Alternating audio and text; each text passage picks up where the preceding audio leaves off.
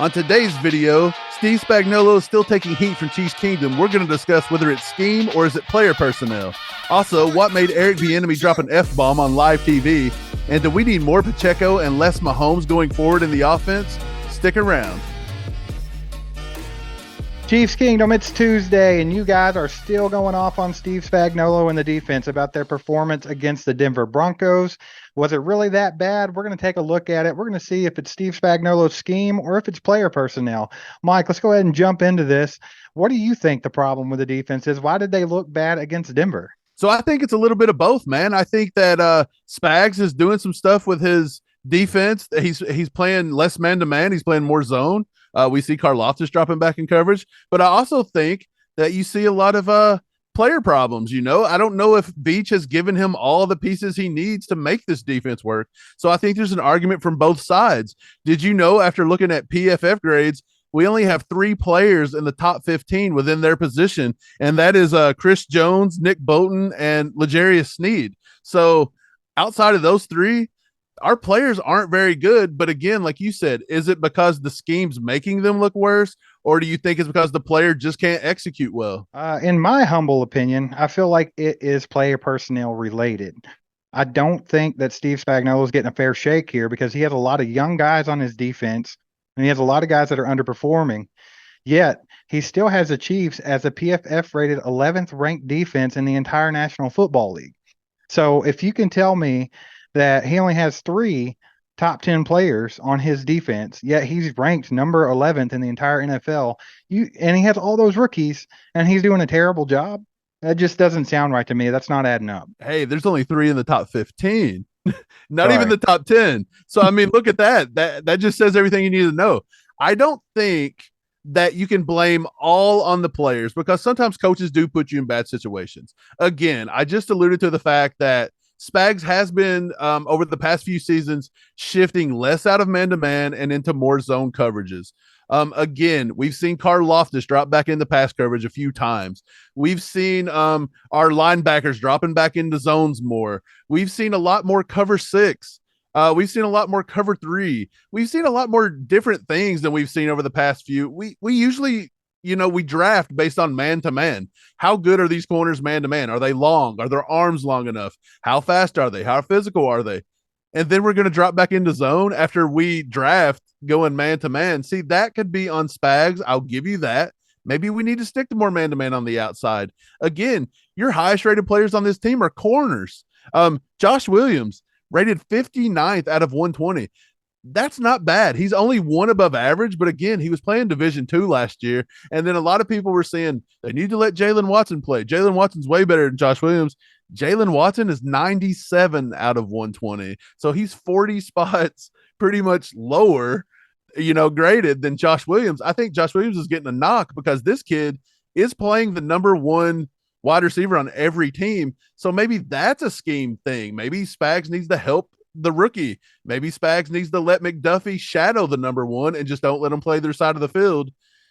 I mean, we could go either way with this. That's the only thing that makes sense to me is maybe you can have McDuffie shadow the number 1 receiver and move the corners around as the game goes on instead of keeping them on their side of the field. That would prevent Josh Williams from getting in bad matchups like he was against T. Higgins or Chase or a lot of those good receivers. Jerry Jeudy even got the best of him. And Jerry Judy's not had a great season. So, I mean, he's a rookie. He's coming in out of D2. Like you said, it's a big jump.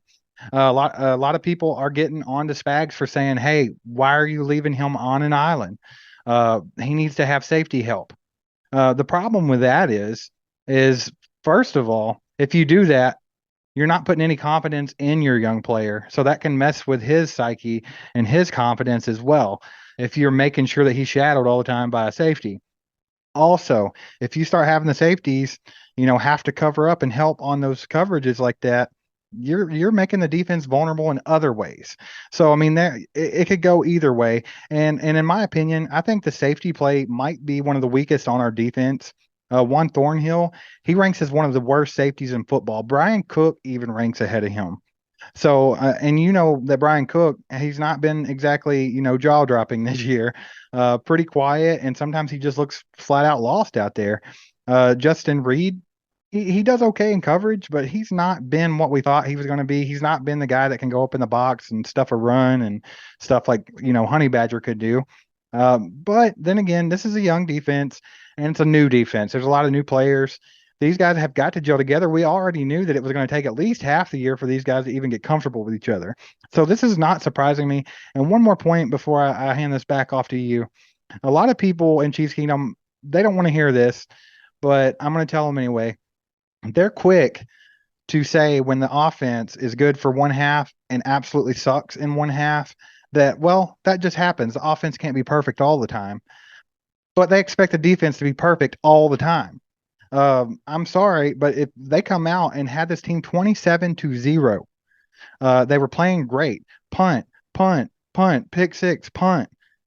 They're on point. And then you refuse to run the ball, take control of the game, take control of the clock, you know, shorten the game down, and then you have all these crazy turnovers for no reason, putting them on the field when they don't need to be, and then blaming them. It just seems absurd to me. And I think that Chiefs Kingdom needs to chill on the defense. Yeah, it could be a rough patch, but I don't think it's much more than that. So you alluded to the safeties being pretty mediocre, and they are mediocre. As you said, Brian Cook does rank higher than Juan Thornhill. Juan Thornhill is a liability in the run game. You guys wonder why we're not stopping the run? Our safeties don't help when they get in the box. Thornhill doesn't do good against the run. Reed's not looked exceptionally well against the run. Look at our defensive line against the run. Frank Clark does really horribly. At least his PFF says so. Karlaftis ranks really bad against the run. He is a liability. Did you know Frank Clark is 86th out of 120 and George Karlaftis is 105 out of 120? And that's not because of the way they're getting after the quarterback. That's because they cannot stop the run. So our defensive line is not performing very well. I don't understand it. I just think it's a talent gap. I think Frank Clark is actually just declining. We've all seen that. We've said that for a few years. Chris Jones is at the top of his game right now, and he's the number one player in all of football. Derek Nottie is not a starter in this league. We've said it over and over again. He ranks 110 out of 124. Derek Nottie just does not get it done. I thought Brandon Williams looked so much better than him in just the few snaps he took last week. George Karlaftis, again, that's something he will get better against the run the more he goes. I think a lot of his is that he's a rookie. He's a young guy. So it's like he don't know when to take the foot off the gas. Like every play, he just wants to rush the passer and he don't want to hit the running back on the way to the passer. And he kind of gets himself in bad situations. He gets taken out of plays on run plays. But yeah, other than that, Mike Dana is actually rated pretty high, and Colin Saunders is rated pretty high this year. Willie Gay, Nick Bolton, they're pretty solid. Even Harris is pretty solid as a backup. Leo, he's not even played enough to be ranked by PFF to this point. But yeah, so if you look at it from the whole top to bottom, it's not like Spags is playing out here with a bunch of world beaters. You know what I'm saying? Like he's literally got three guys that rank in the top 15. And outside of that, he don't just have mediocre. He's got lower half guys going according to PFF. So yeah, we're always talking about PFF grades on the offensive line and saying how we're using that to say they're not good or they're overrated or this and that. And we can't give a pass to it. When the defense says the PFF grades on the defense is bad, we got to look at it, and that's all there is to it. Right. Well, what really blows my mind is that the same people that were so adamantly just torching Brett Veach for neglecting the defense in free agency last year, and even during the season this year, before the trade deadline and things like that, they're like, why is he focused so much on the offense? Why are we bringing in all these receivers, but we're not getting pass rushers? Those same people are the same ones that are blaming Spags right now for an underperforming defense, which I would argue they're not underperforming, ranked 11th in the league. But I mean, how can you can't play both sides on that. So you guys really need to think about that for a minute. Make sure to get in the comments and let us know. Do you think, after you have time to sit and really think about it, is it a personnel problem? Is it Brett Veach not bringing in pieces for the defense, or is it really Steve Spagnuolo? Because in my opinion, Spags has done good with a young defense, with a new defense. He's been in Kansas City for, I think, 4 years now. He won a Super Bowl.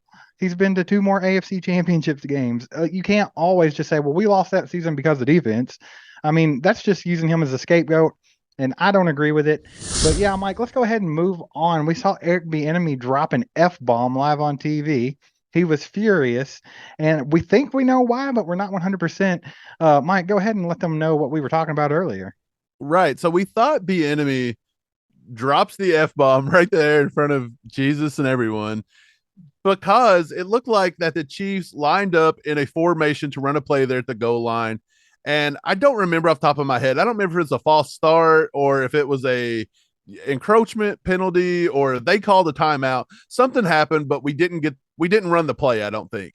But the Chiefs switched personnel. They just switched a few of the players, got right back in the same formation and ran the exact same play again. And it got stuffed. It got completely stuffed. It didn't go anywhere. Then we see CBS pan over to the sideline and Bienemy's, got the headset and he just drops the F. And I mean, he looks irate. But then on the next play, it looked like the Chiefs. I think that was the play that Mahomes scrambled around in the pocket and found Juju for the 6. So yeah, we were trying to discuss, was he yelling the F bomb based on the fact that they called the same play twice and that they just changed personnel? And he was like, hey, that didn't fool nobody. Why'd you show them what we were going to do? And it got stuffed. Or did he not like the play call that came in because it was a busted play? If Mahomes doesn't do Mahomes magic, that play went nowhere either. So was he mad about the double play that did nothing, or was he mad about the next upcoming play that Mahomes made a touchdown, but technically any other quarterback was getting destroyed? It just occurred to me. It was a defensive penalty on that, and it's the one that Mahomes was wishing that they would not have called and blown dead, which I don't think they should have when they went back and looked at it. But what happened was they ran the entire play, scored a touchdown.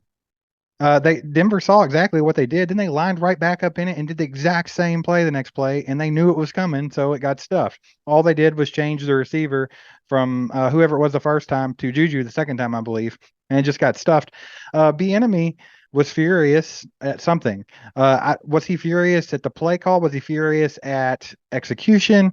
I'm not for sure, but I highly doubt that Andy Reid comes in and trumps him and says, hey, let's run the exact same play again now that they just saw it. So I don't think that's it. I don't think it was the play call. I think Bienemy had something to do with the play being the same exact play. Maybe he thinks that Mahomes should have audibled out of it after he saw something in the defense or something like that. I don't know. I'm not for sure. But there's definitely some wires crossed between Patrick Mahomes, Eric Bienemy, and Andy Reid that's got to get squashed, man. They've got to fix this because it leads to a lot of really ugly things and it's killing us in the red zone. Yeah, I totally agree. I believe that I'm with you. I don't know. The more I think about it, maybe he just didn't like the way they lined. Maybe Mahomes didn't get them lined up in the right spot. Maybe somebody was in the wrong spot. Maybe somebody ran the wrong route. I don't know. Who knows? We don't really know exactly what the play call was or what was supposed to have happened. But I'm with you. I do think there are some wires crossed here between these three. It's got to get fixed. You can look no further than going on to our next topic, and that is, does Pacheco need to get the ball more than Mahomes, especially in games coming here down the stretch where we may get a lead? And the reason we bring this up right now is because there's a stat out that when we were up 4 touchdowns, 27-0, from that moment on, Patrick Mahomes attempted 22 passes to only 5 Pacheco carries. I mean, if you can think about that, like, what have you always been taught to do when you're ahead 27-0 with a full half of football to go? You shorten the game, you run the clock, and you take advantage of a big old running back that loves physicality, and you keep Denver's offense off the field. They can't come back if they can't get on the field, Steve. Right. Well, this all ties in together. Everything we've talked about today ties in together. Because if they would have just ran the ball, shortened the game, there wouldn't have been 3 interceptions. The defense wouldn't have had to get back on the field with bad field position. And people can argue all they want that they only had bad field position one time. But when you're coming in after a team, intercepts your quarterback for a second time or a third time, there's this thing called momentum. And then sometimes they just have it. And that can affect the outcome of these plays as well. Maybe they just have the momentum. Everybody knows how that goes, and they can come out and hit a big play. It's not necessarily a defense, just absolutely sucks. But yeah, it all ties in together, and I'm with you. I think that once again, we don't know if it's Andy Reid or Bienemy or both, or what's going on, or maybe Patrick's not seeing things and audible in when he needs to. I'm not for sure what the problem is, but obviously there's a disconnect. And it's very obvious to everybody that watches football that they need to start running the ball, especially when they have big leads. It's just insane not to do that. Andy Reid's been known to do this. If you go back to the playoff game against Andrew Luck and Indianapolis Colts, Alex Smith had the Chiefs up, I think it was like 28-3 or something like that at halftime. It was a big lead, just like that. And instead of running the ball, here come, Andy Reid throwing the ball, throwing the ball. Alex Smith caused a couple turnovers and they capitalize. And next thing you know, they lose in the playoffs with that big of a lead at halftime. And it just can't happen. It was just ridiculous. I'm with you, man. I think Pacheco's got to get the ball more. He's got to get it early and often, and he's also got to get it a lot when we have a big lead. Well, when we were up 27-0, Pacheco was actually averaging 5.75 yards a carry. From that point forward, he only had 5 carries for, I think, like 24, 27, somewhere in that range. So still about 4 yards a carry. I think Pacheco is a back that with rhythm and as the game wears on, his running style really causes a defense to be like, hey, I don't know if I want to hit this guy anymore. He's going to wear him down. Yeah, he's going to start pulling a Juan Thornhill versus Cincinnati where he starts taking bad angles and doesn't really want to hit somebody. You got to wear a team down. Not only is running the ball just going to help out with clock and help out with all kinds of things, but yeah, Mahomes don't have to throw the ball. He don't have to take unnecessary hits. He don't have to turn the ball over. You also had Rojo sitting on the bench. He's a power run guy. Like, I don't even think he got a carry in that game, which is really strange.